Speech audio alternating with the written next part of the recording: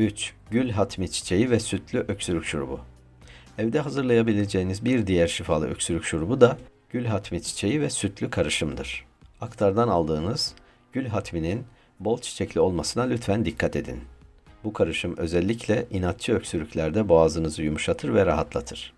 Bu şurubu hazırlamak için 30 gram gül hatmi çiçeğini 1 litre sütün içine atın, ocağı yakarak karışımın taşmadan kaynamasını bekleyin.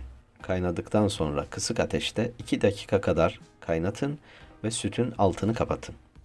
15 dakika kadar dinlenmeye bırakın. Daha sonra isteğinize göre 1 çay kaşığı doğal bal ekleyerek afiyetle içebilirsiniz.